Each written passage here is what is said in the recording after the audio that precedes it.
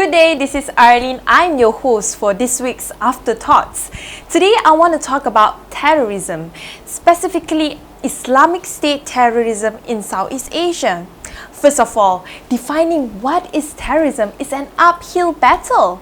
FBI define it as the unlawful use of force or violence against persons or property to intimidate or coerce a government, the civilian population, or any segment thereof in furtherance of political and social objectives.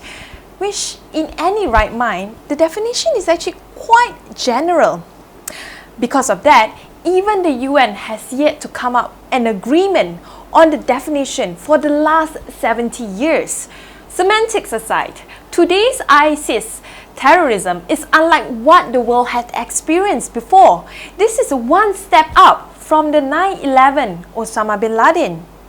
On the surface, ISIS may seem like another group of non-state actors claiming to fight for Islam and a move to counter the satanic West. But dig deeper, it is actually an ideological movement to create an Islamic state. In this case, a mixture of neo-Wahhabism, state terrorism, dictatorship, and amazing social media skills. Yes, at least better than most governments in ASEAN.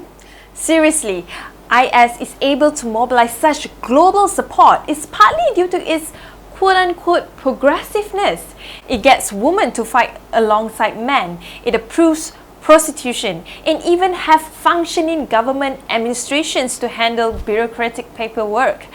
And Consumer Protection Office, polio vaccination campaigns, and even food kitchen for the homeless or needy. Do you know it even has a Malay chapter? It's called Katiba Nusantara, and their membership is expanding in Malaysia, Indonesia, Brunei, the Philippines, and Southern Thai. The IS recruitment movement is so efficient. When my brothers come to jihad and feel the honor we are feeling, feel the happiness that we are feeling, that it is hard to profile any potential IS member. Most of these people can be politicians, even from a popular Islamist party, father and son pack, army officer, young woman, well-educated lecturers and doctors, and even blue-collar workers. In a bid to attract more potential middle-class terrorists, it even advertised attractive benefits for young family to move there. Surprisingly, Southeast Asian countries are quite efficient at countering terrorism, but ISIS is getting smarter. Most of Indonesian fighters are going to the Middle East through Malaysia, and vice versa. The easy peasy route is, of course, for countries to introduce anti-terror laws like Malaysia's POTA. But the thing is, some human rights groups fear it will be used against political opponents and human rights activists. So there's a catch-22 here. Thanks to the regional and international cooperation and intelligence sharing, ASEAN is beginning to see its role at fighting terrorism. Meetings like ASEAN Convention on Counter-Terrorism and ASEAN Regional Forum are key. On the other hand, ASEAN is still under-resourced and incapable to handle the magnitude of ISIS. Take for example Indonesia and the Philippines. There's a lack of maritime patrol unlike Malaysia and Singapore. Is Southeast Asia safe from IS attack? We never know.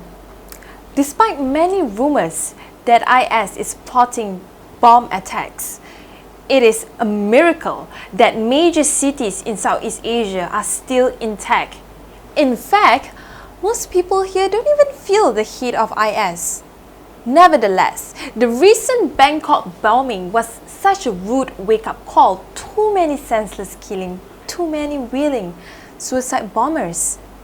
Southeast Asia is home to the majority of Muslims, and for centuries, Islam here has been presented as a moderate, plural, and peaceful religion. Islam might be used as a tool for terrorist groups to justify their ideological action. But beyond that, we need to understand the political and economic complex that drives these jihadis to terrorize. Please click here to subscribe to DurianAsean TV YouTube channel.